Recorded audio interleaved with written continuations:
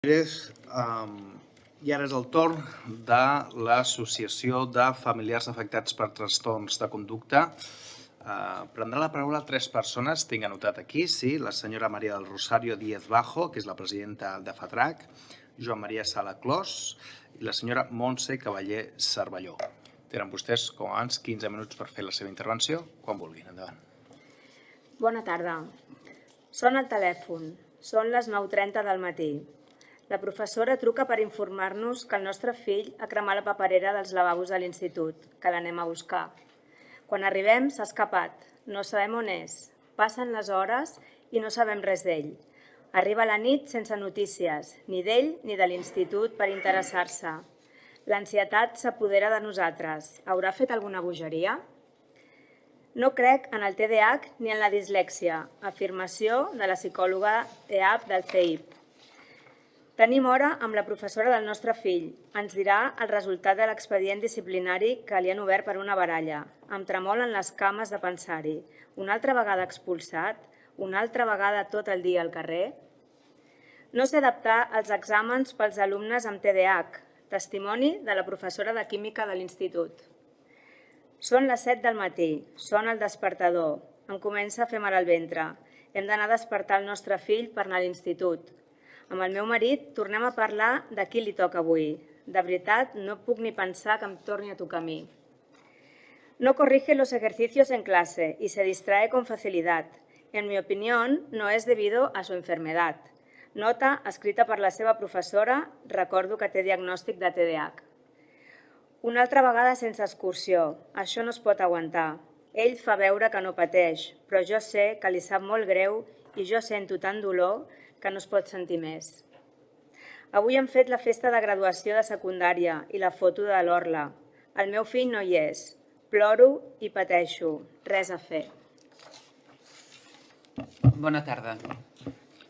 Això que acaba de llegir la meva companya és un testimoni d'una família de FATRAC.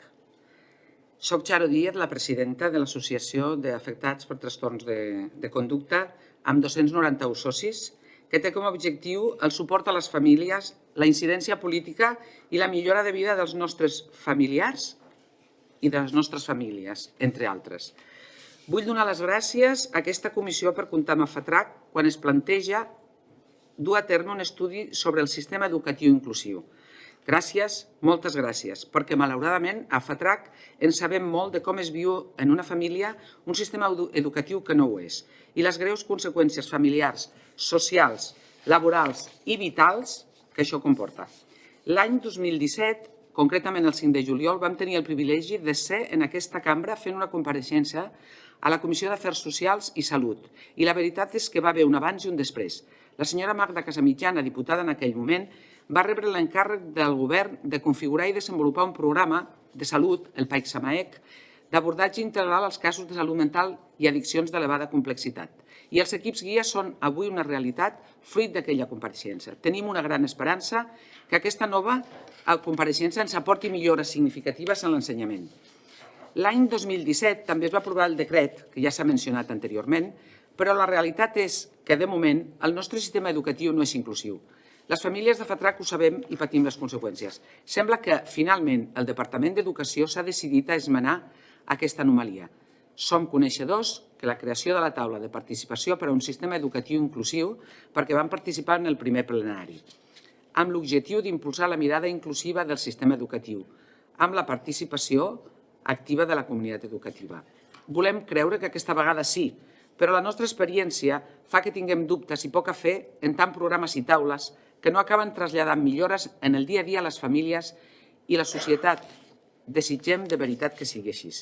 Intentaré fer una foto de la situació que viuen les nostres famílies quan estan dins del sistema per tal que els membres d'aquesta comissió es puguin fer una idea el més real possible de les situacions que vivim.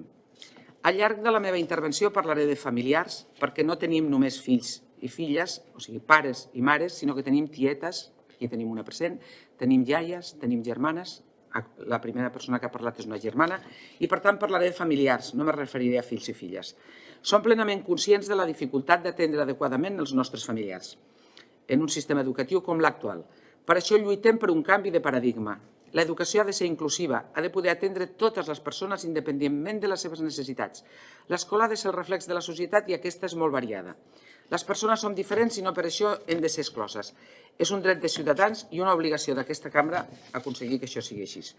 El nostre drama comença a la família quan ens trobem amb un familiar que no té un comportament normatiu com el que tots voldríem i ens havíem imaginat. I no tenim ni eines ni coneixements per afrontar-ho. Continua quan inicia la seva escolarització. A primària podríem dir que, malgrat les dificultats i a educació infantil, les experiències viscudes i referides pels nostres familiars no són del tot frustrants perquè el professorat d'aquests nivells educatius impedeix que així sigui amb la seva gran professionalitat. En general, tenim un professorat més format en temes emocionals, pedagogia i didàctica i, per tant, molt sensibles a la problemàtica dels nostres familiars. I fan possible allò que sembla impossible. La relació i comunicació amb les famílies és molt fluida i, malgrat que les dificultats són moltes, perquè cap al final de la primària cada vegada les seves conductes són més disruptives, en la majoria dels casos se supera aquesta etapa. L'inici de la secundària acostuma a ser una època en què els conflictes són diaris. Les expulsions pal·lien en part la problemàtica que es viu a l'aula, però incrementa el malestar de les famílies. Sincerament, veiem com el professorat, molt ben format en les diferents àrees del currículum, com a especialistes que som de la seva matèria, i amb ganes que funcioni la seva classe, no té recursos quan es tracta de joves amb conductes disruptives i que són capaços de rebentar una classe. La seva formació en conflictes emocionals, pedagògics i didàctics és insuficient i és quan l'expulsió es converteix, en molts casos, en l'únic recurs.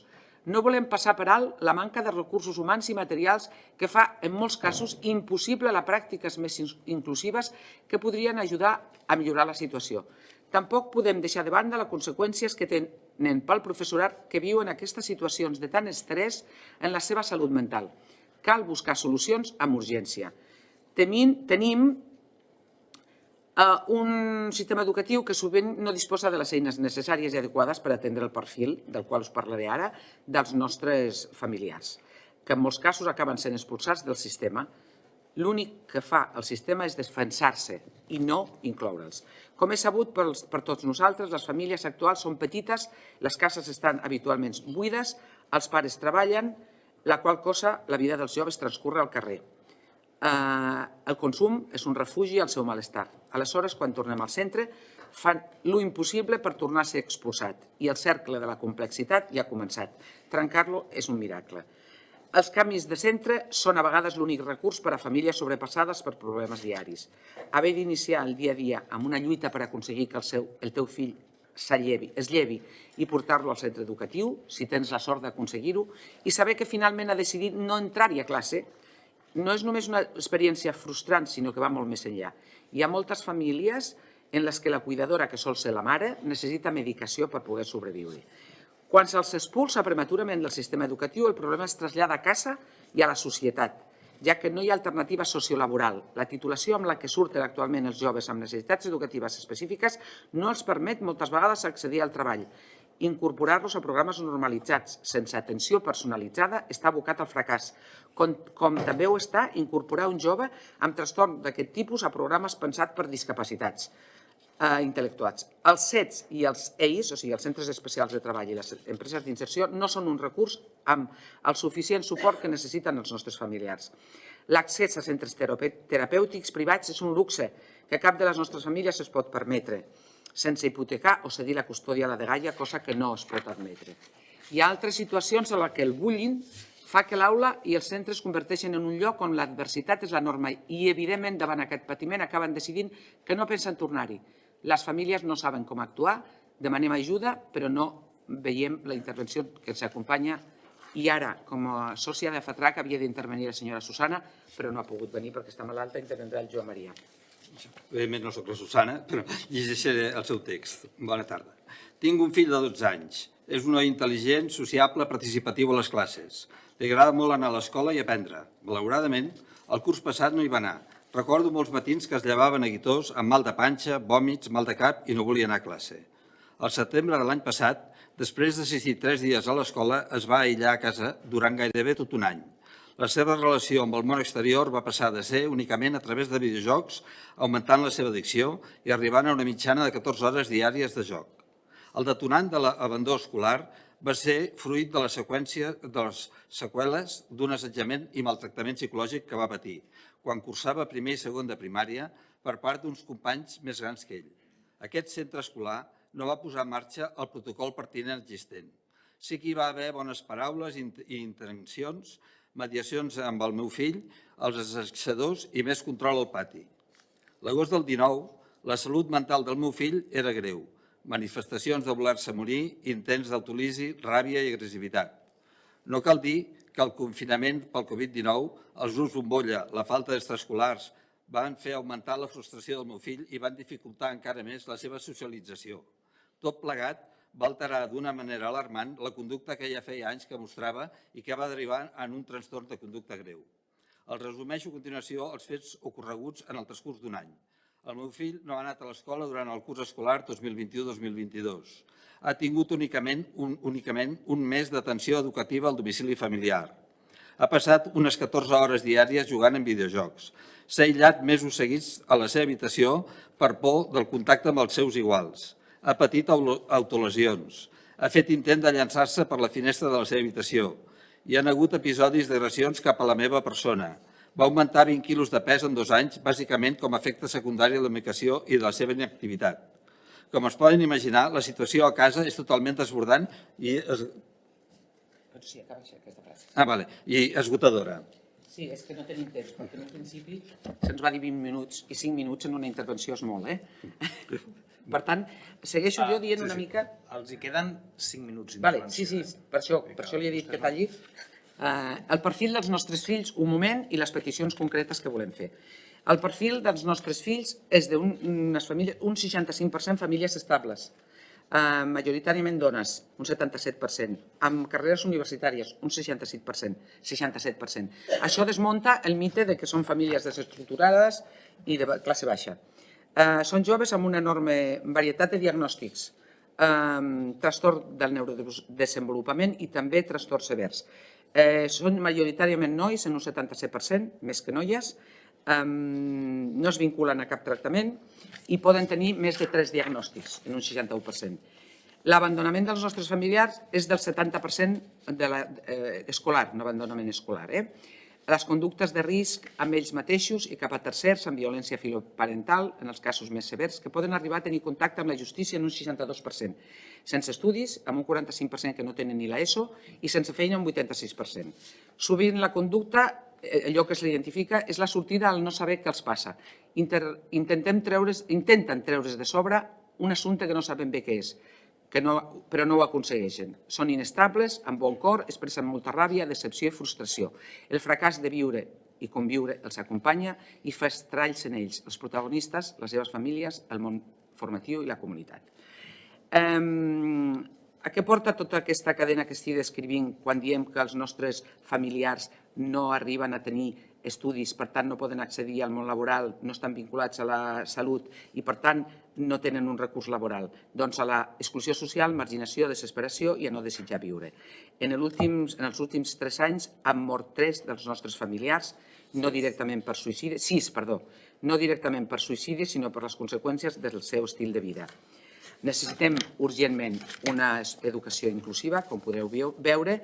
El mateix departament parla d'aquest tema i diu que s'ha d'oferir una educació de qualitat i sense exclusions per a tots els ciutadans de Catalunya, des de l'educació infantil fins als ensenyaments postobligatoris.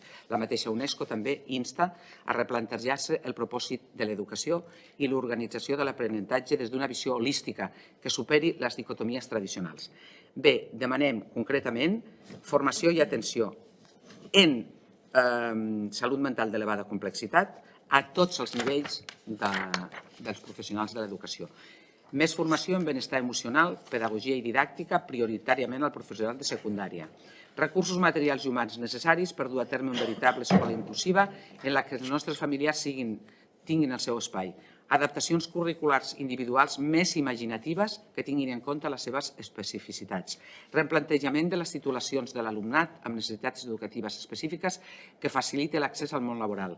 Facilitar la comunicació i col·laboració amb les famílies, així com recolzament per poder entendre i facilitar la gestió de la situació. Que es creïn recursos educatius que de veritat puguin atendre els nostres familiars i a les famílies.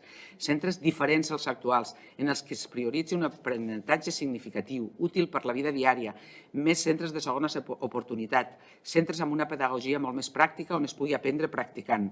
Recuperació de la figura de l'aprenent o similar, aprenent fent. Disminució de la ràtio alumnat-professorat per a poder oferir una veritable educació inclusiva en la que tot l'alumnat, independentment del seu origen i condició, sigui atès de manera digna. Que les expulsions sistemàtiques dels centres educatius per mala conducta siguin substituïdes per altres recursos.